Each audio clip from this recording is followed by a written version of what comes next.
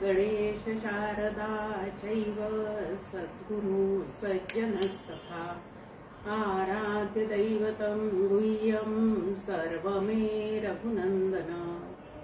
कृपा कटाक्षाची किरणे मोह समुद्राचे आटणे घडे जय त्या श्री कृष्णे वंदू तया ते श्रीराम। जयांचे करिता स्मरण होय सकल विद्यांचे अधिकरण ते वंदू या श्री चरण श्री गुरूंचे। जय जय रघुवीर समर्थ। शांती पाठ आपण मराठीतून म्हणूया। देहे असो मी पुष्ट इंद्रिये कार्यालागी धष्ट दश प्राण देहीष्ट मार्गी असोत श्रीराम। येथे जे जे जाणवे ते ब्रह्मचे असे आघवे तेची उपनिषद आळवे परोपरी श्रीराम। ते मजलागी मिळावे मजनते सांडावे ऐसे परस्परा असावे सामोरी सदा श्रीराम। उपनिषदी जे वर्णिले ते मज पाहिजे लाभले मन आत्मा कारी विरले हेची हवे श्रीराम। जय जय रघुवीर समर्थ। ओम शांती शांती शांती। आनंदयोगी परमपूज्य डॉक्टर काका आणि श्रद्धेय मंदाताई गंधे यांना उभयतांना मनपूर्वक वंदन करते आणि श्रवणासाठी उपस्थित असलेल्या सर्व साधकांना मनपूर्वक अभिवादन करते। मागच्या वेळेला आपण शांती मंत्राचा अर्थ पाहिलेला होता। त्यानंतर 2 मंगळवार आपली सुट्टी झालेली आहे आणि आता आपण केनोपनिषदाकडे प्रत्यक्ष वळण्याचा प्रयत्न करणार आहोत। सामवेदीय तलवकार रूप कमळाची केनोपनिषद ही 9वी पाकळी आहे असं म्हटलेलं आहे या ठिकाणी। म्हणजे पहिले जे 8 प्रकरण आहेत त्या 8 प्रकरणामध्ये कर्मकांडाचं भरपूर वर्णन केलेलं आहे।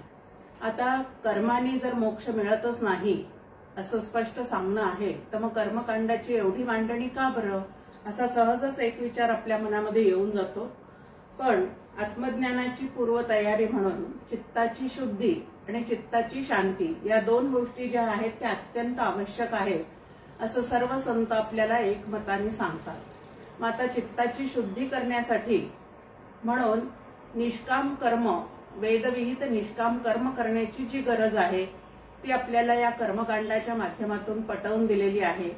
त्यामध्ये जरी हे केल्याने ते मिळेल असं सांगितलेलं असलं तरी सुद्धा फलाशा मनामध्ये गृहीत न धरता जर आपण केवळ भगवत प्राप्ती प्रित्यर्थ ते जर कर्म करत राहिलो तर त्याच्याने चित्तशुद्धीची व्यवस्था जी आहे ती आपल्या ठिकाणी होऊन जाते आणि निष्काम वेदविहित उपासना जर आपण करत राहिलो तर चित्ताची शांती हेही फळ आपल्याला सहजच प्राप्त होतं।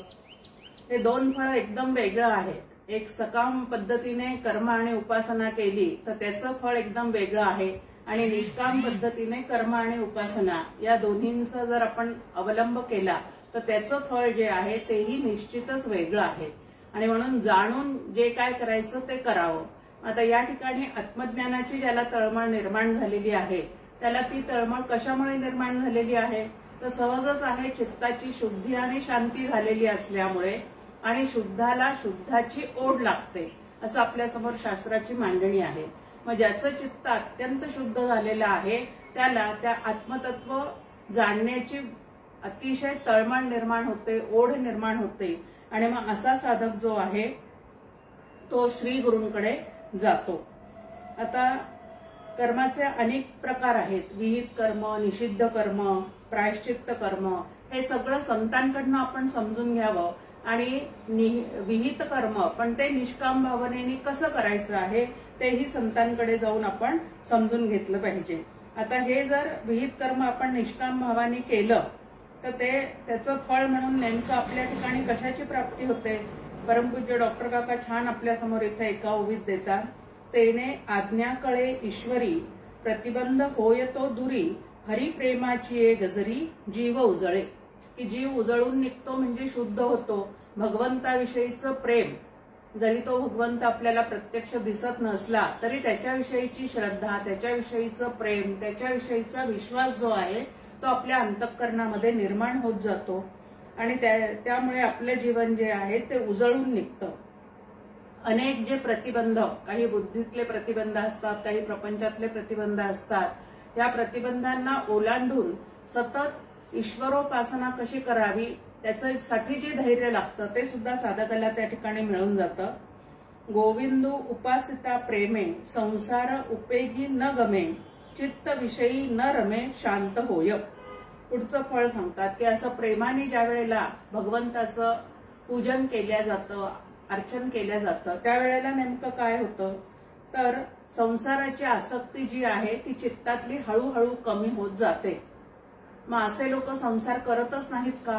तर असं अजिबात नाही. संपादितो आळ प्रपंचाचा, याप्रमाणे उदासीन वृत्तीने पण तरीही उल्लसित वृत्तीने तो प्रपंच जो आहे तो असे संत जे आहेत ते सांभाळतात, हे आपल्याला लक्षात येतं.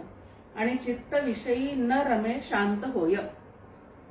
विषयांची चित्ताला ओढ असली की मनामध्ये सुद्धा संकल्प विकल्पांची गर्दी निर्माण होते. इंद्रिये सुद्धा विषय प्राप्तीसाठी सतत धावपळ करत असतात आणि विषय प्राप्त होईपर्यंत अंतःकरण सुद्धा सतत अशांतच राहतं. विषय प्राप्त झाले तर मिळालेला विषय कायमचा टिकेल का ह्याच्यासाठी सुद्धा चित्त जे आहे ते अशांतच राहतं आणि भोगकाळी सुद्धा ते अशांतच असतं. पण असं जे अशांत चित्त आहे ते भगवत प्रेमाने या वेळेला ओथंबलेलं राहतं. त्यावेळेला या 5 विषयांकडे अंतःकरण वृत्ती अजिबात धावत नाही, म्हणूनच ती शांत राहते. आणि असं शांत आणि शुद्ध झालेलं जे अंतःकरण आहे ते आत्मज्ञान प्राप्तीसाठी अतिशय उपयुक्त असतं, ज्याला आत्मज्ञानाची पूर्वतयारी असं पण म्हणूयात. त्या पद्धतीने ते अंतःकरण शुद्ध आणि शांत होतं. ऐसेनी पावना शांता, या उपनिषदी आस्था, नाना युक्तीची व्यवस्था, जाणण्या आत्मा. की आत्मा जो आहे तो अत्यंत परमगुह्य गुह्यात येतं. जोपर्यंत त्याची काही समज आपल्या चित्ताला येत नाही तोपर्यंत ते अत्यंत गुह्य आहे.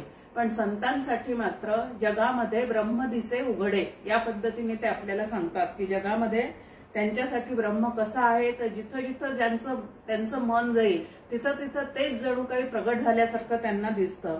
पण अज्ञानी जीवाला म्हणजे तुमच्या आमच्यासारख्या जीवाला सुरुवातीला तरी हे आत्मतत्व जे आपलं मूळचं स्वरूप आहे ते स्वरूप असून सुद्धा अत्यंत गुह्य असं राहतं.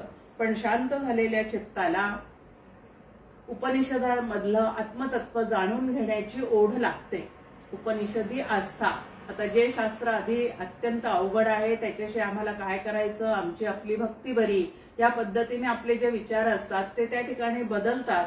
आणि संतांच्या सहवासात गेल्यानंतर हे सगळं आपण जाणून घेतलं पाहिजे. त्या देवाला आधी जाणलं पाहिजे, मग त्याची खरी भक्ती आपल्याला करता येईल हे आपल्या मनामध्ये निर्माण होतं. आणि अनेक युक्ती प्रक्रिया ज्या सद्ग्रंथामध्ये मांडून ठेवलेल्या आहेत त्या जाणून घेण्याची प्रेरणा सुद्धा तुमच्या आमच्या चित्तामध्ये निर्माण होते. पाठी सुकृताचे नि मिळे, विरक्तेचे नि बळे, सद्गुरु अवचित मिळे, ज्ञानदानी.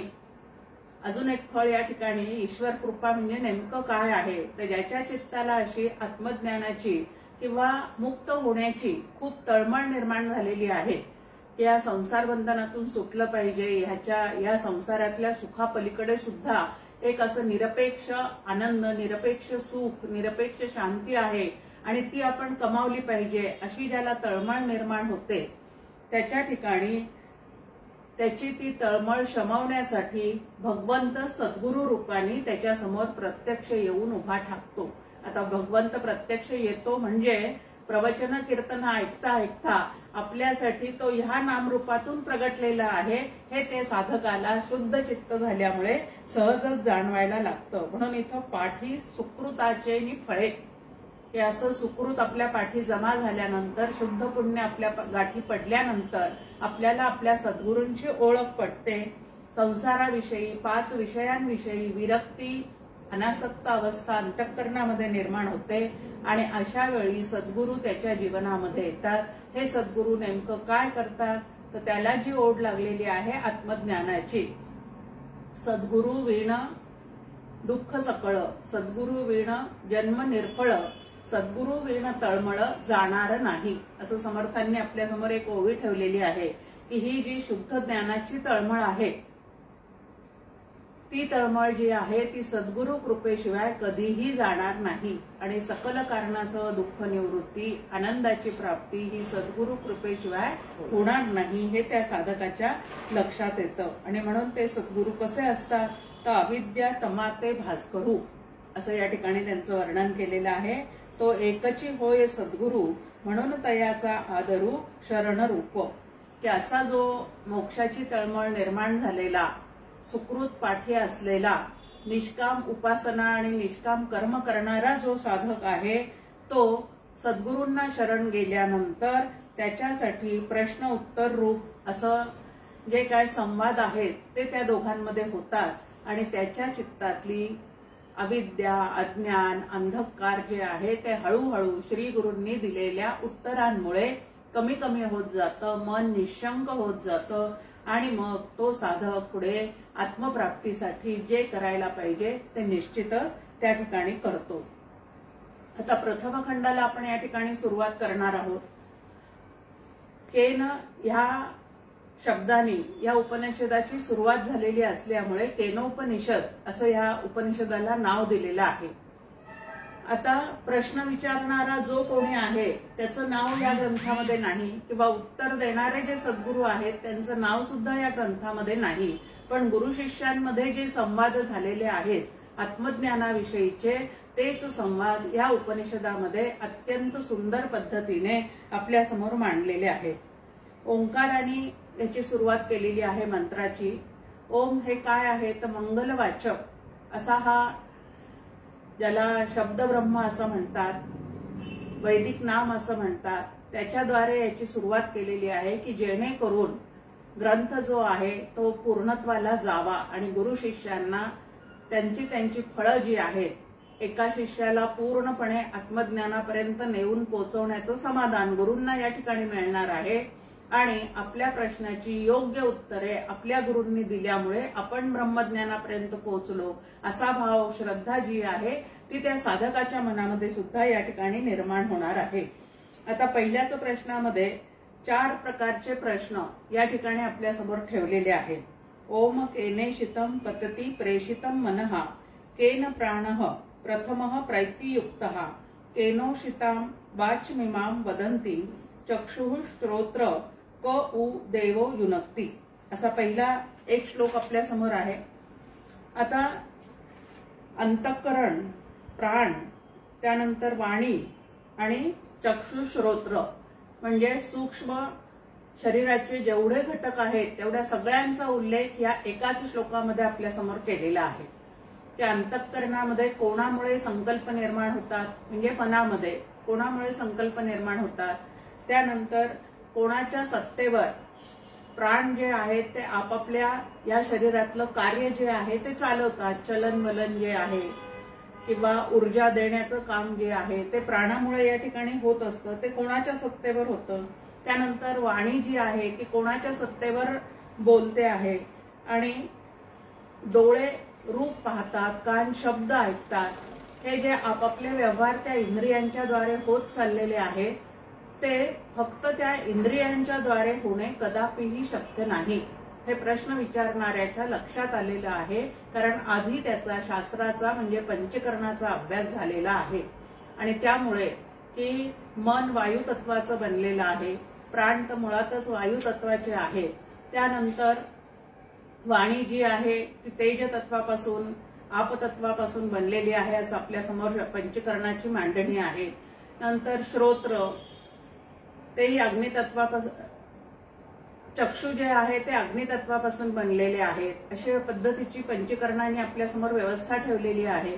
मग 5 महाभूतापासून हे सगळे इंद्रिय आपल्याला प्राप्त झालेले आहेत आणि अपंचीकृत महाभूतांपासून अंतःकरणाची निर्मिती झालेली आहे असं शास्त्र आपल्याला सांगतं. मग 5 महाभूत जी आहेत ती जड आहेत आणि जडाला स्वतःचंही ज्ञान होत नाही आणि इतरांचंही ज्ञान होत नाही किंवा जड पदार्थ स्वतःचे स्वतः इकडून तिकडं अजिबात हालचाल करत नाही. मग सगळ्या महाभूतांपासून बनलेले हे जड इंद्रिय जे आहेत, कर्मेंद्रिये, ज्ञानेंद्रिये, अंतःकरण पंचक, प्राण पंचक, हे सगळं जर जडापासून निर्माण झालेलं आहे तर यांना प्रेरणा देणारं कोण आहे आणि त्यांची ही जी हालचाल आहे ती कशी चाललेली आहे. समर्थांची एक छान ओवी आपल्या समोर आहे. सामर्थ्य आहे चळवळीचे, जो जे करील तयाचे, परंतु तेथे भगवंताचे अधिष्ठान पाहिजे. आता पाहिजे शब्दाची फोड अक्काताई वेलणकरांनी इथं केलेली आहे की पाहिजे म्हणजे ठेवा असं नाही, तर पहा अधिष्ठान आहेच आहे. त्या अधिष्ठानाच्या सत्तेवर या सगळ्या इंद्रियांची काय चाललेली आहे, तर हालचाल चाललेली आहे. त्यांना सामर्थ्य तिकडून प्राप्त झालेलं आहे. ते स्वतःचे स्वतः काहीही करू शकत नाही. मग ह्याच्या सगळ्याच्या मागे कोणाची प्रेरणा आहे, कुठला देव या डोळ्यांना कानांना ही शक्ती पुरवतो आहे, असा प्रश्न जो आहे तो या साधकाच्या म्हणजे मुमुक्षूच्या मनामध्ये निर्माण झालेला आहे. आता स्थूल शरीराच्या साह्याने, सूक्ष्म शरीराच्या साह्याने सगळे जीवात्मे आपले जीवन जगत असतात. पण ह्या पद्धतीचा प्रश्न किती जणांच्या मनामध्ये उत्पन्न होतो. कठोपनिषदामध्ये आपण पाहिलेलं आहे की फुलवलेली फुलबाग जी आहे ते सगळे जण पाहतात, पण त्या माळ्याला मात्र कोणी शोधत नाही किंवा त्याला पाहण्याचा कोणीही प्रयत्न करत नाही. तसंच इकडं आहे की दिसणारे इंद्रिय, जाणवणारं अंतःकरण, या सगळ्याचा आम्ही उपभोग घेत चाललेले आहोत. पण कोणामुळे हे सगळं घडतं आहे असा विचार मात्र फारच कमी लोकांच्या जीवनामध्ये किंवा मनामध्ये निर्माण होतो. जीवनाकडे या पद्धतीने पाहण्याचा विचार जो आहे तो फार कमी लोकांच्या मनामध्ये निर्माण होतो. मिळालेले जीवन सार्थकी लावावं असा विचार करणारे भरपूर आहेत, पण ते जीवन कोणामुळे चाललेलं आहे असा विचार करणारे जे आहेत ते मात्र अत्यंत कमी आहेत. आणि असा जो अत्यंत कमी असणाऱ्यांचा गट आहे त्यालाच मुमुक्षू असं म्हणतात, की जे गंभीर विचार करतात. काकांचं एक विवेकी मशाल नावाचे एक सुंदर काव्य आहे आणि त्यामध्ये ते म्हणतात, परी मानवी एक कौतुक झाले. म्हणजे अशी सुंदर सृष्टी या ठिकाणी निर्माण झालेली आहे. त्या सृष्टीचा सर्वजण जीव उपभोग घेत चाललेले आहेत, पण तरी सुद्धा या सगळ्या मानवांमध्ये काय झालेलं आहे, परी मानवी एक कौतुक झाले, कोणी विचारात गंभीर बुडले. की कोणीतरी एखादाच या विचारामध्ये गंभीरपणे बुडलेला आहे. आता गंभीरपणाने बुडलेला आहे याचा अर्थ गंभीर चेहरा करून बसलेला आहे असं अजिबात नाही. तर असा सखोल विचार करण्याचं सामर्थ्य जे आहे ते कोणा एखाद्या जवळच असतं, जो या जीवनाचा मूलगामी असा विचार करू शकतो. मी कोण येथे कोठोने आलो, जाणार कोठे न कळताच जगलो. अनेकांचं आपण पाहतो की मी येतो, जीवन जगतो आणि तसाच जातो. एक छान आपल्या समोर आहे वाक्प्रचार, जन्माला आला हेला आणि पाणी वाहता वाहता मेला. त्या पद्धतीने जन्माला येतो, प्रपंचामध्ये काहीतरी गडबड गोंधळ करत राहतो आणि प्रपंच करता करता शिणून आपण सगळेजण निघून जातो. पण ह्या पद्धतीचा विचार की हा सगळा प्रपंच सुद्धा कोणाच्या सत्तेवर चाललेला आहे, हे निर्माण कोणी केलेलं आहे, जो निर्माण करणारा आहे त्याचा माझा संबंध काय आहे, या नरदेहात आल्यानंतर त्याला मी शोधलं पाहिजे, हे माझं आद्य कर्तव्य आहे, हे किती जणांना समजलेलं असतं. फारच कमी लोक ह्या पद्धतीने त्याचा विचार करतात. पण असा विचार ज्याच्या मनामध्ये निर्माण होतो तो अतिशय भाग्यवान असतो, कारण ज्याच्या मनात हे विचार निर्माण होतात त्याच्या विचारांना उत्तर देण्यासाठी भगवंत सद्गुरु रूपाने त्याच्या जीवनामध्ये त्या ठिकाणी आलेला असतो. मग या सर्वांचा प्रेरक कोण आहे असा या पहिल्या याच्यामध्ये आपल्यासमोर काय आहे तर प्रश्न निर्माण झालेला आहे की मन कोणापासून प्रेरणा घेऊन कोणाच्या सत्तेवर त्याच्या मनामध्ये इतक्या इच्छा निर्माण होतात आणि त्या इच्छा पूर्ण करण्याच्या मागे तो या इंद्रियांना लावतो, कोण त्याला या विषयांमागे धावायला प्रेरणा करत आहे, त्यानंतर कोणाकडे चालना घेऊन हे प्राणाचं स्पंदन आमच्या ठिकाणी निर्माण झालेलं आहे, कोण या प्राणांना चालवणारा आहे. खरोखरच आपण पाहतो की जन्मल्यापासून मृत्यूपर्यंत या प्राणाचा भात आपल्या शरीरात सारखा चाललेला दिसतो. कोण भरतंय हो त्याचं? बाकीचं ठीक आहे, आपण म्हणतो की आम्हाला भूक लागली, मग आम्ही स्वयंपाक केला, मग आम्ही जेवलो, हे सगळं आम्ही केलं असं आम्हाला वाटतं. पण ज्या श्वासावर आमचं सगळं जीवन या ठिकाणी चाललेलं आहे, ते प्राण आमच्या ठिकाणी कोण भरतं, किती दिवस तो आम्हाला त्या प्राणाच्या ह्याच्यावर चालवतो, सांभाळतो, ते मात्र तुमच्या आमच्या लक्षातच येत नाही. या प्राणांची शक्ती कोण पुरवणारा आहे, त्यानंतर ह्या मनाला संकल्पाची शक्ती कोणी पुरवलेली आहे, वाणीला बोलण्याची शक्ती कोणी दिलेली आहे, डोळ्याला रूप पाहण्याची शक्ती कोणी दिलेली आहे, कानाला शब्द ऐकण्याची शक्ती कोणी दिलेली आहे. कारण हे सगळे इंद्रिय आणि अंतःकरण जे आहे ते प्राण सुद्धा जड आहे. प्राणावर तुमचं आमचं जीवन निर्भर आहे असं आपल्याला सगळ्यांना वाटतं आणि प्राणच तुमचं आमचं जीवन चालवतात असंही आपल्याला वाटतं. एका दृष्टीने ते बरोबर आहे. हे विशेषत्वाने असणारे प्राण जे आहे त्याच्या सत्तेवर तुमचं आमचं चलनवलन चाललेलं आहे. पण ह्या प्राणांच्या मागे सुद्धा एक सामान्य प्राण, ज्याला प्राणाचा प्राण असं म्हणतात, कानाचा कान, डोळ्याचा डोळा, असे उत्तर या ठिकाणी आता आपल्या समोर येणार आहेत. एक छान रूपक इथं आपल्या समोर काकांनी दिलेलं आहे की एखादा रथ जर आपल्या रस्त्याने चालताना दिसत असतो तर जो आतला चालक आहे तो रथ चालवतो, पण त्याच्या पुढे ते घोडे असतात. त्या घोड्यांना नियंत्रण करण्याचं काम कोण करतं? तर आतमध्ये असलेला हा रथी जो आहे तो करतो. त्याप्रमाणे विषयांच्या मागे आमचे जे इंद्रिय रूपी घोडे धावतात, त्या घोड्यांना धावण्याचं किंवा नियंत्रित करण्याचं काम कोण करतं? तर आतमध्ये बसलेला असा कोणीतरी एक चालक असलाच पाहिजे. त्याच्या प्रेरणेमुळेच, त्याच्या नियंत्रणाच्या वरच हे सगळं जे काय शरीराचं कार्य आहे ते चालत असलेलं पाहिजे. आता विषयांविषयी जी वासना तुमच्या आमच्या मनामध्ये निर्माण होते, या वासना तरी कुठून आलेल्या आहेत? त्यांचा पुंज कुठून आलेला आहे? तर आपल्या समोर आहे की पहिला देह सोडून ज्या वेळेला जीवात्मा प्राणोत्क्रमण करतो त्यावेळेला त्याच्या इच्छा आकांक्षा जर अपुऱ्या राहिलेल्या असतील तर लिंग देहासह तो त्या देहातून बाहेर पडतो. आणि वायुर्गंधा निवाशयात असं भगवद्गीतेत त्याचं उत्तर दिलेलं आहे की वायू जितक्या सहजतेने एका फुलाचा वास दुसरीकडे वाहून नेतो आपल्यासोबत, त्याप्रमाणे अध्यात्म वायू ज्या वेळेला बाहेर पडतो त्यावेळेला पूर्ण जगामध्ये भरलेला जो सूत्रवायू आहे तो, हे प्राण जे आहे किंवा हे लिंग शरीर जे आहे ते तुमचं आमचं इकडून तिकडं वाहून नेत असतो. आणि म्हणून आपण पाहतो की कितीही लहान मूल असू दे, पण जसजसं ते लहान मुलाचे पाय पाळण्यात दिसतात असं आपण म्हणतो. मंदाताई एक छान त्याच्यासाठी आपल्यासमोर दृष्टांत ठेवतात. त्या म्हणतात, पहा, एखादं 5-6 महिन्याचं मूल ज्याला आता थोडंसं कळायला लागलेलं आहे, जो खाता पिता झालेला आहे, असं 8-9 महिन्याचा एखादा मुलगा, त्याला जर आपण 2-4 चॉकलेट दिले आणि त्याच्या पुढे हात केला की मला दे म्हणून, तर एखादा मुलगा जो आहे तो सहज त्यातलं एक चॉकलेट आपल्या हातात काढून देतो. पण एखादा मुलगा जो आहे तो भराभर ते घेऊन लपवून ठेवतो आणि हात एकदम मागे घेतो. आता ह्या त्यांना प्रेरणा कशामुळे मिळालेल्या आहेत? देण्याची प्रवृत्ती किंवा न देण्याची प्रवृत्ती त्यांच्या ठिकाणी कुठून आलेली आहे? तर याचा संबंध जो आहे तो गेल्या जन्मीच्या त्यांच्या कर्मातून निर्माण झालेल्या वासना ज्या आहेत, इच्छा ज्या आहेत, आकांक्षा ज्या आहेत, कामना ज्या आहेत, त्या वासना रूपाने त्यांच्या बुद्धीमध्ये उतरलेल्या असतात. आणि त्यामुळे एखादी भाजी लहानपणापासून एखाद्याला आवडते आणि एखादी गोष्ट लहानपणापासून आवडतच नाही. आता हे काय आई वडिलांनी शिकवलेलं असतं का? अजिबात नाही. पण तरी त्यांच्या मनात ह्या आवडीनिवडी पण लहानपणापासूनच असतात. या कुठून आलेल्या असतात? तर ह्या त्यांच्या मागे गेल्या जन्मीतल्या वासनेनुसार आलेल्या असतात. मग आता आमच्या कर्म करण्याला प्रवृत्ती कोणाची आहे? प्रत्येक मनामध्ये जे आमच्या काम निर्माण होतात त्याच्या मागे काय आहे? तर या वासना ज्या आहेत त्या त्याला प्रेरणा देतात. विषयी असे जी वासना तेणे होय प्राणी स्पंदना, तिये वासनेसी चालना कवणे होय.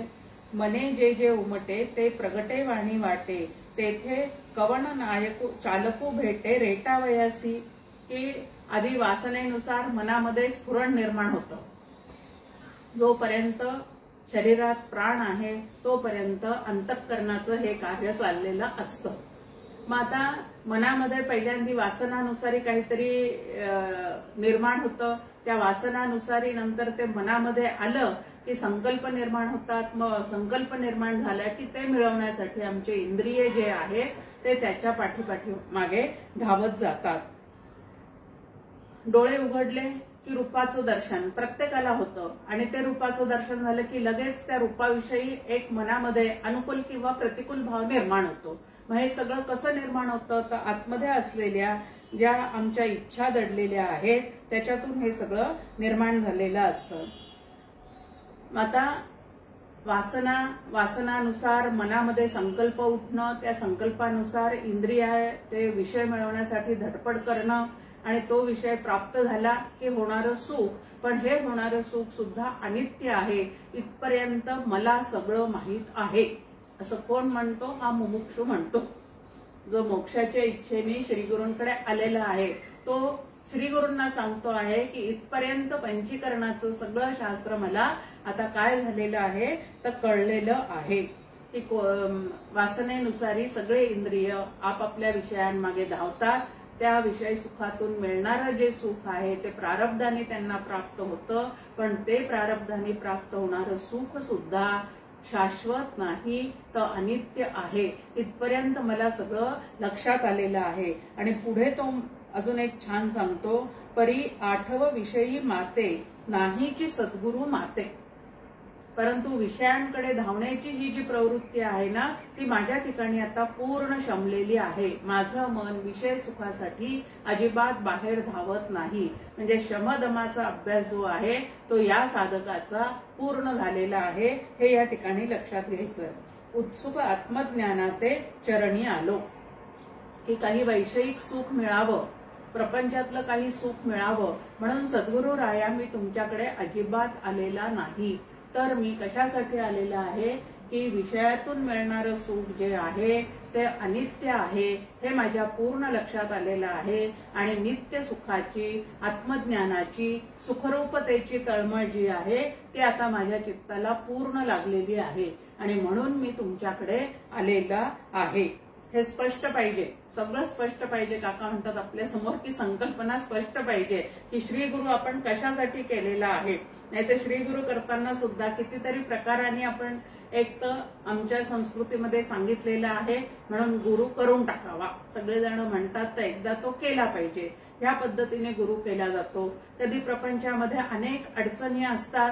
आता इतकं देवधर्म करून सुद्धा ते जर काही व्यवस्थित होताना दिसत नाही तर एकदा गुरु करून पाहावा म्हणूनही तो केला जातो. कधी कधी दासनवमी, रामनवमी ह्याच्यासारखे सुंदर सुंदर उत्सव त्यावेळेला त्या ठिकाणी प्रवचनं असतात आणि असे लागोपाठ 8-9 दिवस प्रवचन ऐकले की मनामध्ये भाव उचंबळून येतो आणि आपण सुद्धा आता गुरु केला पाहिजे असं वाटतं आणि त्या भावावर आरूढ होऊन गुरु करून टाकतो. पण नंतर त्यांचा आमचा किती संबंध टिकतो ते मात्र आम्ही त्याच्याकडे पाहत नाही.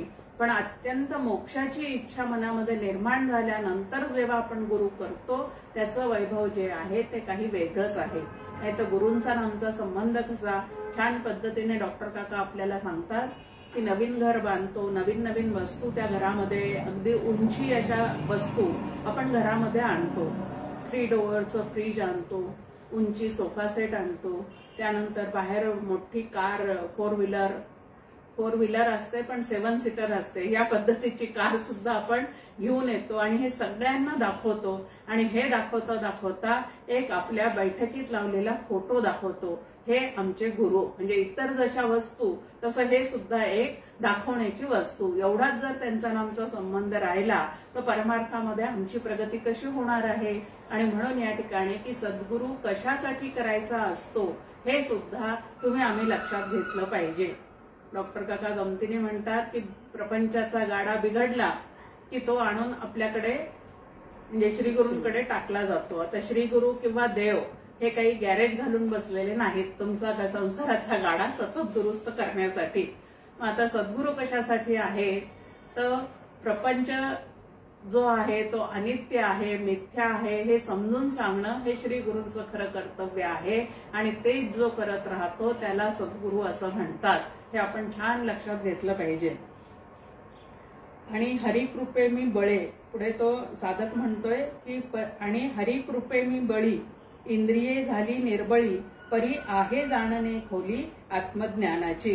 की नुसतंच त्या विषयांपासून मी दूर झालेला आहे असं नव्हे, तर हरिकृपेने माझ्यामध्ये इतकं सामर्थ्य आता आलेलं आहे की सुंदर सुंदर विषय जरी समोर आले तरी सुद्धा तिकडं माझं अंतःकरण अजिबात धाव घेत नाही. आता कठोपनिषदात आपण नचिकेताची वृत्ती पाहिलेली आहे आणि यमदेव त्याच्यावर किती खुश झालेले आहेत की एवढे प्रलोभन त्याला दाखवल्यानंतर सुद्धा त्याच्या अंतःकरणामध्ये विषयांविषयी यत्किंचित सुद्धा ओढ त्या ठिकाणी निर्माण झालेली नाही. असे अनासक्त वृत्तीचं जे बळ आहे, जे धैर्य आहे, ते हरिकृपेने माझ्या चित्ताला छान लाभलेलं आहे असं या ठिकाणी तो म्हणतो. आणि इंद्रिये जी आहेत ती विषयांच्या मागे धावण्यासाठी आता निर्बल झालेली आहेत. नाहीतर सतत तिकडं धाव घेणं आणि सगळं बळ त्याच्यासाठीच वापरणं असं आमच्या इंद्रियांचं सुरू असतं. पण ते मात्र आता विषय समोर आले तरी सुद्धा त्यातली अनित्यता ओळखून त्याच्या मागे अजिबात धावत नाहीत, हे तो प्रामाणिकपणाने त्या ठिकाणी कबूल करतो. आणि म्हणूनच मला आता आत्मज्ञानाची जी खोली आहे ती जाणून घेण्याची इच्छा मनामध्ये पूर्णपणे निर्माण झालेली आहे. म्हणून प्राणचे दिसे नेता, मन इंद्रियादी संघाता, तो कवनाचेनी चालता होय सांगे. आणि म्हणून मला आता तुम्ही स्पष्ट करून सांगा की या सगळ्यांच्या मागे प्राणाची ऊर्जा आहे, हेही माझ्या आता छान लक्षात आलेलं आहे. आणि या इंद्रियांचा जो संघात आहे तो संघात सुद्धा या प्राणाच्या सत्तेवरच कार्यरत होतो आहे, तेही लक्षात आलेलं आहे. पण या प्राणाला आता कोणाची सत्ता आहे ते तुम्ही मला स्पष्ट करून सांगा. त्याच्यामध्ये नेमकं काय कारण आहे. आणि मग त्याचं उत्तर दुसऱ्या प्रश्नामध्ये आपल्या समोर दिलेलं आहे. आणि एकाएकी आत्मज्ञानाविषयी न सांगता आता परोक्ष प्रिय देवाहा असं म्हणतात की परोक्षत्वाने आधी की समोरच्याची तळमळ किती आहे, एकाएकी त्याच्या हातात तेवढं ते धन द्यावं की नाही, ह्याचा विचार करूनच या ठिकाणी मांडणी केलेली असते. तर मग त्याला उत्तर दिलेलं आहे की तो आत्मा कसा आहे ते स्पष्टपणाने न सांगता कानाचा कान, मनाचे मन, वाणीचीही वाणी आहे, तोच प्राणाचा प्राण व डोळ्यांचाही डोळा आहे असे जाणून धैर्यवान पुरुष संसारापासून सुटून हा लोक पार करून अमर होतात. आता या ठिकाणी प्राणाचा प्राण, वाणीची वाणी, कानाचा कान, डोळ्याचा डोळा अशी भाषा वापरलेली आहे. आपण नेहमी म्हणतो की शंकराला तिसरा डोळा होता जे आहे. आता हा तिसरा डोळा म्हणजे काय आहे तर ज्ञानचक्षु. असे ज्ञानचक्षु ज्याचे उघडले गेलेले आहे श्री गुरु कृपेने त्यालाच फक्त आत्मा दिसतो. आणि ज्यांचा हा ज्ञानचक्षु उघडत नाही म्हणजे नुसत्या चर्मचक्षुला आत्मज्ञान होणार नाही, नुसते शब्द ऐकून आत्मज्ञान होणार नाही, नुसत्या वाणीच्या बडबडीने आत्मज्ञान होणार नाही, नुसत्या मनाने कल्पना करून आत्मज्ञान होणे शक्य नाही. तर ह्या सगळ्यांच्या मागे असणारं जे तत्व आहे ते जो जाणतो तोच धैर्यवान पुरुष आहे अशी मांडणी या ठिकाणी. शांत आणि शरणागता देई जे ज्ञाना समजता, ऐसेचे अज्ञानिष्ठिता शास्त्राची असे. या सर्वांचा प्रेरक कोण आहे तर आत्माच या सर्वांचा काय आहे तर प्रेरक आहे. पण जो अंतःकरण वृत्तीने शांत झालेला आहे, ज्यांनी शमदमाचा अभ्यास व्यवस्थित केलेला आहे, ज्याची शास्त्रवचनावर गुरुवचनावर परिपूर्ण अशी श्रद्धा आहे आणि ज्याच्या ठिकाणी हे आत्मज्ञान प्राप्त होईपर्यंत प्रक्रिया आणि साधना करण्याचं सामर्थ्य आहे, तितिक्षा आहे, त्याला हे ज्ञान पूर्णपणे द्यावं अशी शास्त्राची श्री गुरूंना काय आहे तर आज्ञा आहे. की त्या ठिकाणी मग ते यत्किंचित सुद्धा संशय त्याच्या मनामध्ये उरू देत नाही. पण त्या साधकांनी एवढा अधिकार जो आहे तो काय केलेला असला पाहिजे तर कमावलेला असला पाहिजे. म्हणून शब्दज्ञाने अचळू, ब्रह्मानंदे जया डोलू, श्री गुरु जो दयाळू निभवी शिष्या. आता अशा मुमुक्षूला निभविण्याचं काम किंवा त्याला पूर्ण समाधान प्राप्त करून देण्याचं काम हे श्री गुरु करतात. पण ते श्री गुरु सुद्धा कसे असले पाहिजेत त्याचं वर्णन या ओवीमध्ये आपल्या समोर आहे. शब्दज्ञाने अचळू म्हणजे ज्याचा श्रोत्रिय, ब्रह्मनिष्ठ आणि दयाळू असे जे आहेत. श्रोत्रिय आहेत म्हणजे प्रस्थानत्रयीचा व्यवस्थित अभ्यास ज्यांनी केलेला आहे असे श्री गुरु. आता प्रस्थानत्रयी म्हणजे परत काय, तर दशोपनिषदे, ब्रह्मसूत्रे आणि भगवद्गीता यांचा परिपूर्ण अभ्यास करून ज्यांनी त्यात निर्देश केलेला आत्मानंद स्वतः भोगलेला आहे, कमावलेला आहे. ब्रह्मानंदे सदा डुलतो. नाही तर शब्द पंडित पुष्कळ असतात, पण त्या तत्वाशी ऐक्य पावलेले मात्र फार कमी असतात. हे आपल्याला बोलणाऱ्याच्या बोलण्यावरूनच लक्षात येऊ शकतं की शब्दज्ञानाचा फुलोरा कुठे आहे आणि प्रत्यक्ष अनुभवाची प्रचिती कोणाला आलेली आहे. नाही तर असेही आपल्याला खूप दिसतात. पण इथं दुसरं आपल्यासमोर मांडणी आहे, ब्रह्मानंदे सदा डुलतू. ज्यांनी ब्रह्मानंदाचा डोल घेतलेला आहे म्हणजे प्रत्यक्ष त्याला त्याचा अनुभव आलेला आहे. आणि जो अनुभव आपल्याला आलेला आहे तो जसाच्या तसा आपणा सारखे करीती तात्काळ. ह्या पद्धतीने ज्याच्या चित्तामध्ये समोरच्याच्या विषयी तेवढीच कल्याणाची भावना आहे आणि आपल्याजवळ जे आहे ते पूर्णपणे त्याला देण्याचं सामर्थ्य. आता आपल्याजवळ जे आहे ते त्याला देण्याचं असंही इथं म्हणता येत नाही, कारण प्रत्येक जीवच आत्मरूप आहे. त्यामुळे हा आत्मा काही खिशातून काढून कोणी कोणाला देत नाही, पण ब्रह्मविद्येच्या साह्याने त्याच्या चित्तातली अविद्या घालवण्याचं सामर्थ्य म्हणजे प्रबोधन शक्ती जी आहे ती ज्याच्याजवळ परिपूर्ण आहे तोच त्याची अविद्या घालवून त्याला ब्रह्मविद्या व्यवस्थित देऊ शकतो. आणि असा श्री गुरु जो आहे तोच त्याची आत्मज्ञानाची तळमळ जी आहे ती तळमळ शांत करू शकतो, निववू शकतो. म्हणजे त्याला पूर्णपणे शांत करू शकतो, म्हणजे सगळ्या संकल्पना त्याच्या स्पष्ट करून देऊ शकतो. आता जे कान शरीरी दोन तया तिसरा असे कान आणि मनाही असे मन दुजे एक. वैखरी मध्यमा पश्यंती परादी ज्या वाणी म्हणती तया पंचमेची दीप्ती असे वत्सा. प्राण इंद्रियादिका नेता असे तयाही नियंता तो प्राणची प्राणातत्वता जाणी येथे. जगता पाहे जो डोळा तोही स्वये आंधळा जे नेत्राची या मुळा तिसरा डोळा. ऐसी ऐसी बोलणी ती वंचना तू ना जाणी ते ज्ञानाची आरंभणी गुंती होय. आता सांगून तर दिलेलं आहे त्याला की कानाचा कान, डोळ्याचा डोळा, मनाचा मन, प्राणाचं प्राण असं एक तत्व आहे आणि त्याला जाणूनच धैर्यवान पुरुष जे आहे ते हा संसार पूर्णपणे तरून जातात, म्हणजे संसार सागरातून बाहेर पडून ते आत्मरूप होतात. आता कानाचा कान, डोळ्याचा डोळा तो तर काही दिसणारा नाहीये. दोन कान दिसतात, दोन डोळे तुम्हाला आम्हाला दिसतात. त्यानंतर वैखरी वाणीनी जी जी बोलणी आपली चाललेली आहे ती रसना सुद्धा तुम्हाला आम्हाला प्रत्यक्ष दिसते. पण त्याच्या मागे असणारा जो डोळा, त्याच्या मागे असणारी जी पाचवी एक वाणी सांगितलेली आहे म्हणजे ज्योत सांगितलेली आहे ती मात्र तुम्हाला आम्हाला दिसत नाही. प्राणाचा प्राण मात्र दिसत नाही. मग हे काय गौड बंगाल आहे जे दिसत नाही त्याच्याविषयी श्री गुरु एवढं का बोलतात. असा अगदी सुरुवातीला आलेल्या साधकाला हे सगळे संभ्रम किंवा मनामध्ये गोंधळ जो आहे तो त्या ठिकाणी निर्माण होऊन जातो. पण तरी सुद्धा नेटाने तेच ऐकत राहण्याचा प्रयत्न जो आहे तो या ठिकाणी साधकांनी केलाच पाहिजे. नाही तर पहिल्यांदाच काहीच कळेना आणि म्हणून ते मला कळणारच नाही असा बुद्धीला भ्रम होऊन जर आम्ही याच्यापासून दूर झालो तर मग आम्हाला काहीही कळणे शक्य नाही. म्हणून तया जै जाणणे तै नाना युक्ती विवरणे आणि बुद्धीची या कोंदणे बसविणे पडे. आता अंगठीमध्ये एखादा खडा जर बसवायचा असेल तर तो बसवण्यासाठी सोनाऱ्याला किती मेहनत घ्यावी लागते.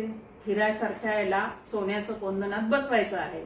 मग आता ते अगदी परफेक्ट बसलं पाहिजे, गळून पडलं नाही पाहिजे, घालणाऱ्याला टोचलं नाही पाहिजे, या पद्धतीने विचार करून ते सगळं त्याची काय करतात जडणघडण करतात. तसं इथं बुद्धीच्या कोंदणामध्ये काय करायचं आहे, आत्मज्ञानाचा हिरा बसवायचा आहे आणि तो तुम्हाला आम्हाला काय करायचं आहे तर आनंदाने वापरायचा आहे. मग आता ते करण्यासाठी अनेक पद्धतीने युक्ती ज्या आहेत म्हणजे विचार करणाऱ्या अनेक प्रक्रिया ज्या आहेत त्या उपनिषदांच्या द्वारे श्री गुरु आपल्याला स्वानुभवाच्या माध्यमातून सांगत असतात आणि त्या सांगण्याचा आणि ऐकण्याचा, सांगण्याचा ते कंटाळा करतच नाही, पण ऐकण्याचा आम्ही सुद्धा कंटाळा न करता परत परत तेच तेच काय ऐकायचं असं म्हणून ते सोडून न देता माझ्या अंतःकरणावर ते बिंबेपर्यंत निर्गुण ब्रह्म अंतरी बिंबले. आता समर्थही आपल्याला दासबोधामध्ये सांगतात, विवरता विशेषा विशेष कळो लागे, की एका वाचनात किंवा एका ऐकण्यात तुम्हाला यातलं काहीच कळणार नाही. आणि असा एका ऐकण्या वाचनात कळणारा कवनू एकू असा असतो. काना वचनाची ये भेटी, सरिसाच पैकी रटी, असा कोणीतरी एखादाच असू शकतो. अशा एखाद्यामध्ये सद्यस्थितीमध्ये मी बसू शकत नाही, पण तसा मी होणारच नाही असं मात्र अजिबात नाही. आणि म्हणून मला जमणार नाही असं म्हणण्यापेक्षा मला जमेपर्यंत मी हे करत राहणार आहे, अशा निश्चयानेच तुम्ही आम्ही श्री गुरूंकडे गेलं पाहिजे. इथे छान एक दिलेलं आहे, एक क्षत्रिया जो स्वधर्म तोच गा क्षात्र धर्म, तरी क्षात्र म्हणून धर्म दाविता नये. की क्षत्रिय ह्याच्यामध्ये जन्माला आलेला एखादा छोटा मुलगा तुम्हाला आम्हाला त्या ठिकाणी दिसतो ना, आपण म्हणतो की हे क्षत्रियामध्ये म्हणजे क्षत्रियांचा वंशज आहे. आता त्याच्यातला क्षात्र धर्म जो आहे तो हातात काढून कोणाला दाखवता येणार आहे का? पण तो ज्या वेळेला मोठा होतो, ती विद्या शिकतो आणि युद्धावर जातो आणि युद्ध करून काही अंगावर जखमा वगैरे झालेल्या घेऊन परत घरी येतो, तेव्हा त्याच्या ठिकाणचा तो क्षात्र धर्म जो आहे तो आपल्याला त्याच्या ठिकाणी स्पष्टपणे अनुभवाला येतो. त्याच पद्धतीने इकडं आत्मा नावाचं तत्व म्हणजे असं हातात घेऊन दाखवण्यासारखं अजिबात नाही. मग आता असं ते दृश्य स्वरूपात येणारं नसल्यामुळे ते तुम्हाला आम्हाला काय करता येणार नाही, ह्या पद्धतीने हातात घेऊन दाखवता येणार नाही. पण तरी सुद्धा अंतरी गेली या अमृत, बाह्य काया लखलखित, असं समर्थ आपल्याला म्हणतात. की जसं औषध आतमध्ये गेल्यानंतर परत आरोग्याचं तेज जे आहे ते शरीरावर झळकताना दिसतं, तसं आत्मज्ञानाचे विचार सगळे अंगी बाणवल्यानंतर, जसं सर्पाचा किंवा विंचवाचा दंश झाल्यानंतर त्याचं विष आपल्या अंगात पूर्णपणे भिनल्यानंतर शरीर काळं निळं पडतं. आता हे जसं आहे तसं या आत्मज्ञानाच्या तत्वज्ञानाचा दंश झाल्यानंतर बाह्य काया लखलखित होते. ज्ञानेश्वर माऊलींच्या भाषेमध्ये सगळ्या इंद्रियांना विवेकाचे डोळे प्राप्त होतात, म्हणजे ते कधीच चुकीचं वागत नाही. मग त्या पद्धतीने इथं आपल्यासमोर मांडणी आहे की हे आत्मा नावाचं तत्व ह्या पद्धतीने तुम्हाला आम्हाला शोधता येतं. आता प्राणालाही प्राणस्वरूप असणारा हा आत्मा जो आहे तो अत्यंत गुप्त आहे. म्हणजे आत्मा नावाचं तत्व हे दृश्य गोचर होणारं नाही, इंद्रियांना गोचर होणारं नाही. पण म्हणून ते नाही असं मात्र अजिबात नाही. जसं क्षात्र धर्म बाहेर काढून दाखवता येत नाही, पण म्हणून त्याच्या आतमध्ये तो नाही असं मात्र अजिबात नाही. आता स्त्रीच्या ठिकाणी असलेली वात्सल्याची भावना अशा हातात काढून तुम्हाला आम्हाला दाखवता येते का? दाखवता येत नाही. पण ज्या वेळेला तिला स्वतःला अपत्य होतं त्यावेळेला त्याचं लालन पालन करत असताना ते भाव आपोआपच तिच्या ठिकाणी प्रगट झालेले तुम्हाला आम्हाला प्रत्यक्ष दिसतात. पण लहानपणीच ते त्या ठिकाणी दाखवता येतात का? दाखवता येत नाही. मग आता हा जो प्राणांचा प्राण, कानाचा कान, डोळ्याचा डोळा असणारा जो आत्मा आहे तो आत्मा आपल्याला इंद्रिय गोचर होणार नाही म्हणून नाहीच असं मात्र समजायचं अजिबात कारण नाही. व्यवहारात ज्या ज्या गोष्टींनी तुम्हाला आम्हाला ज्ञान होतं ते त्या पद्धतीने आत्मज्ञान मात्र होत नाही. मग प्रत्यक्ष, अनुमान, उपमान इत्यादी आपल्यासमोर प्रमाण दिलेले आहेत. या 6 प्रमाणांनी आत्मज्ञान होणार नाही. जे व्यवहारकाली त्याच्याद्वारे आपण एखाद्या गोष्टीचं ज्ञान करून घेतो. आता शब्दांच्या द्वारे आपण कितीतरी गोष्टीचं ज्ञान करून घेतो. आता टेलिफोनवर आपण शब्दाच्या द्वारेच एकमेकांकडनं ज्ञान करून घेतो. कुठंतरी अमेरिकेत बाळान झालेली सून असते आणि तिथून फोन येतो की तुम्हाला नातू झाला. त्या शब्दावर आम्ही विश्वास ठेवतोच की नाही? मग हे शब्दाद्वारे झालेलं ज्ञान आहे. असं आत्मज्ञान जे आहे ते ह्या पद्धतीने होऊ शकतं का? तर आत्मज्ञानाला जास्तीत जास्त जवळचं प्रमाण हे शब्द प्रमाणच आहे. बाकीच्या प्रमाणांनी ते होऊ शकत नाही. आता बाकीचे प्रमाण म्हणजे डोळा हे एक रूप पाहण्याचं प्रमाण आहे. मग डोळा ह्या प्रमाणाने आपण आत्म्याचं दर्शन घेऊ शकत नाही, कारण आत्मा नावाचं तत्व अरूप आहे. त्यानंतर शब्दांच्या द्वारे आपण म्हणजे कानाच्या द्वारे आपण शब्दाचं ज्ञान करून घेऊ शकतो, पण शब्द तिथपर्यंत पोहोचत नाही. मग कोणाच्या शब्दांनी त्याचं ज्ञान होऊ शकतं? तर शब्दांच्या पलीकडे असणाऱ्या आत्म्याचा ज्यांना प्रत्यक्ष अनुभव आलेला आहे अशांच्या शब्दांनीच फक्त आत्मज्ञान होऊ शकतं. अशांचे शब्द म्हणजे श्री गुरु, संत आणि श्रुती माऊली. जे श्रुती माऊलींनी सांगितलेलं आहे, जे त्यांच्या अनुभवात आलेलं आहे, असे जे संत आहेत, असे जे श्री गुरु आहेत, त्यांच्या शब्दांनाच फक्त येथे प्रामाण्य आहे. इतरांच्या शब्दांनी ब्रह्मज्ञान किंवा आत्मज्ञान अजिबात होणार नाही. पण इतरांचे जे शब्द आहेत ते लक्षात ठेवण्याचं कसब आमच्याजवळ भरपूर आहे. आणि संतांनी सांगितलेले शब्द सतत आमच्या ठिकाणी काय होतात? तर निरूपणी हे सद्वृत्ती होते, सलत्याग होता, सवेच जाते.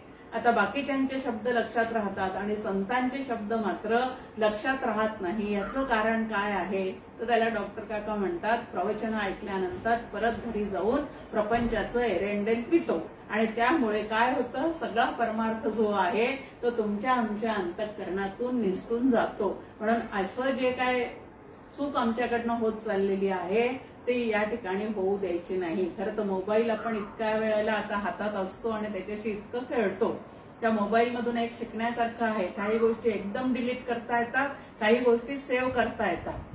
मग इतरांचे शब्द जे आहेत ते ताबडतोब डिलीट करणे आणि संतांचे शब्द जे आहेत ते सेव्ह करणे याला साधना असे म्हणतात. अशी साधनेची सुंदर व्याख्या जी आहे ती साधनेची या ठिकाणी तुम्हाला आम्हाला प्राप्त होऊ शकते. मग आता आत्मज्ञान होण्यासाठी काय आहे? तर संतांचे शब्द, शास्त्राचे शब्द आणि श्री गुरूंचे शब्द यांच्यावर अपार श्रद्धा असणे हेच एकमेव त्याला काय आहे? तर प्रमाण आहे. आणि त्याद्वारे ते आम्ही करून घ्यावं लागतं. त्यानंतर बुद्धी जी आहे ती बुद्धी जडामध्ये सतत रमलेली असेल तर त्याला बुद्धिमांद्य येतं. म्हणजे कितीदाही ऐका पण ते कळतच नाही. आता न कळण्यामागचं कारण काय आहे? एक तर ते ऐकण्याविषयीची गोडी अंतःकरणाला कमी असली पाहिजे. जो जेथील गौरव नेणे तयासी ते भिंगुळवाणे असं ज्ञानेश्वर माऊली आपल्याला म्हणतात की ज्याला ज्या गोष्टीची आवड कमी असते त्या ठिकाणी तो जाऊन जरी बसला, ऐकत असताना जरी दिसला तरी अंतःकरणातच ऐकण्याविषयीचा रस त्याच्यामध्ये नसल्यामुळे, गोडी त्याला त्या ठिकाणी प्राप्त न झाल्यामुळे त्याचं मन तिथं असून सुद्धा, शरीर तिथं असून मन जे आहे ते तिसरीकडेच भरकटलेलं असतं. एक तर आत्मज्ञानाचं श्रवण होत असताना मंदाताई नेहमी म्हणतात की ते कशा पद्धतीने झालं पाहिजे. नाथ महाराजांचं उदाहरण देतात त्या की जत्रेमध्ये लहान मुलाला घेऊन गेलेली आई आणि न कळत तिथं जत्रेतल्या अनेक वस्तू पाहून आईचा हात जो आहे तो त्याचा सुटून जातो आणि ते जे बाळ आहे ते त्या ठिकाणी हरवल्या जातं. आता आपलं बाळ हरवलेलं आहे, आपला मुलगा हरवलेला आहे हे लक्षात आल्यानंतर तो परत सापडला आहे हे वाक्य ऐकण्यासाठी तिचे कान जेवढे अधीर झालेले असतात, जेवढे तत्पर झालेले असतात, तेवढं आत्मज्ञानाविषयी ऐकताना तुमचं आमचं अंतःकरण तितकं तत्पर असलं पाहिजे. पण आमचं आत्मज्ञानाच्या गोष्टी जिथं चाललेल्या आहेत किंवा राम कथा जिथं चाललेली आहे त्या ठिकाणी निद्रादेवी जी आहे ती काय करते? तर सतत येऊन आम्हाला डोलायला लावते. म्हणजे आत्मज्ञानाच्या शब्दांनी आम्ही डोलत नाही, त्याच्या गोडीने आम्ही डोलत नाही, पण निद्रादेवी जी आहे ती मात्र सारखी तिथं येऊन आम्हाला काय करते? तो झोपवण्याचा प्रयत्न करते. आता आत्मज्ञान ऐकण्याविषयी अंतःकरण जे आहे ते इतकं सजग असलं पाहिजे की केव्हा एकदा तो शब्द माझ्या कानी पडतो आणि केव्हा माझ्या अंतःकरणाला त्याचा बोध होतो, अशी तळमळ जी आहे ती अंतःकरणात असावी लागते. म्हणून बुद्धिमांद्य घालवण्याचा प्रयत्न जो आहे तो आम्ही मनापासून केला पाहिजे. आणि आपल्या समोर आहे की बुद्धिमांद्य असेल, सद्यस्थितीत तुम्हाला आम्हाला काही कळत नसेल तरी एका केशी राजे सकळ सिद्धी असं आपल्या समोर सांगून ठेवलेलं आहे हरिपाठामध्ये. सोपं की नामस्मरण करत राहा, नाम घेता घेता आपली बुद्धी जी आहे ती हळूहळू सूक्ष्मग्राही, शुद्ध, स्वच्छ अशी होत जाईल आणि आपली बुद्धी त्याला समर्पण केली की मग आत्मज्ञानाविषयीचं ददामी बुद्धी योगम तम या पद्धतीने जो बुद्धियोग आत्मज्ञान प्राप्त करण्यासाठी आपल्याला हवा आहे तो आपल्या श्री गुरूंकडनं, तो आपल्या संतांकडनं, आपल्या आराध्य दैवताकडनं तुम्हाला आम्हाला काय होतो तर नक्की प्राप्त होऊ शकतो। आणि म्हणून हे आत्मज्ञान कोणाला होऊ शकतं तर जई मी देह हे जाई तैची गा ज्ञान होई कर्म देहा संगे राही मरणावरी। की कर्माच्या नुसत्या कर्माच्या साह्याने किंवा नुसत्या उपासनेच्या साह्याने आत्मतत्व शोधता येत नाही, कारण त्या दोन्ही ठिकाणी माझ्या इतकं कर्म करणारा कोणी नाही, माझ्या इतकं नाम घेणारा कोणी नाही, माझ्यासारखा चांगला उपासक कोणी नाही, ह्या पद्धतीचे अभिमान जे आहे ते त्या ठिकाणी होतच जातात। मग आत्मज्ञान होण्यासाठी 3 प्रकारच्या भ्रांतीतून स्वतःची सुटका केली पाहिजे। शांती मंत्रामध्ये त्याचा आपण अभ्यास केलेला आहे। पहिली भ्रांती आहे देह तादात्म्य, दुसरी भ्रांती आहे जगन मिथ्यात्व सत्यत्व आणि तिसरी भ्रांती आपल्या समोर आहे कर्तृत्व भोक्तृत्व। या 3 भ्रांतीतून स्वतःची सुटका करून घेतल्याशिवाय जेणे भ्रांतीपासून हिरतले गुरुवाक्ये मन धुतले मग आत्मस्वरूपी घातले रोवून या। की ह्या पद्धतीने 3 भ्रांतीतून ज्याने स्वतःची सुटका करून घेतलेली आहे, नुसत्या कर्म करत राहण्याने आपल्याला आत्मस्वरूपाचं ज्ञान प्राप्त होणार नाही, न जाणता नुसतीच उपासना करत राहिल्या तरी सुद्धा आपल्याला आत्मज्ञानाची प्राप्ती होणार नाही, हे सगळं ज्याच्या लक्षात आलेलं आहे त्याने ज्या वेळेला श्री गुरु शरणता प्राप्त करून घेतलेली आहे तेव्हा मात्र त्याला त्या ठिकाणी श्री गुरूंच्या कृपेने नक्की काय होऊ शकतं तर आत्मज्ञान जे आहे ते त्याला नक्की होऊ शकतं। आणि म्हणून इथं की कानाला दिसणारी पाळी, नंतर अंतर कानाचे छिद्र इत्यादी जे श्रोत्रेंद्रिय म्हणून दिसतं ते सगळं स्थूल आणि जड आहे। डोळा तुम्हाला आम्हाला दिसतो, त्या डोळ्याने आपल्याला रूप दिसतं असं आपल्याला वाटतं, पण तो जर आपण बाहेर काढून ठेवला की ज्याला आता प्राणाचा काहीही संसर्ग नाही तर त्या डोळ्याला काही दिसू शकतं का? मग डोळाही पाहिजे, त्याच्या आतमध्ये प्राण सुद्धा पाहिजे, त्या प्राणाच्या मागे असणाऱ्या प्राणाशी ते कनेक्ट असलं पाहिजे।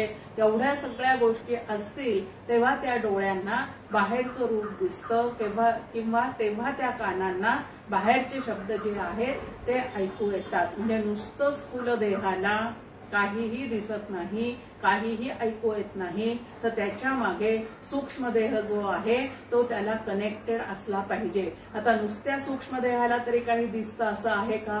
तर नुसत्या सूक्ष्म देहालाही काही दिसत नाही, तर त्याच्या मागे भगवंताची शक्ती, आता तो प्राणदाता आहे, प्राण पुरवणारा आहे, या सगळ्या शक्ती ज्या आहेत, म्हणून प्रत्येक इंद्रियाची एक एक देवता जी आहे ती तुम्हाला आम्हाला सांगून ठेवलेली आहे। त्या देवतेंचं सुद्धा आपल्यावर काय असला पाहिजे? अनुग्रह असला पाहिजे, म्हणजे कृपा असली पाहिजे। आणि अशी सगळ्यांची कृपा ज्या वेळेला तुम्हाला आम्हाला प्राप्त होते त्यावेळेला डोळ्याचा डोळा, कानाचा कान, मनाचं मन, प्राणाचा प्राण असणारा असा जो आत्मा आहे तो पाहण्याचं सामर्थ्य जे आहे ते तुम्हाला आम्हाला लाभू शकतं। आता पुढच्या मंगळवारी आपण 3रा आणि 4था या मंत्राचा अभ्यास करण्याचा प्रयत्न करू। जय जय रघुवीर।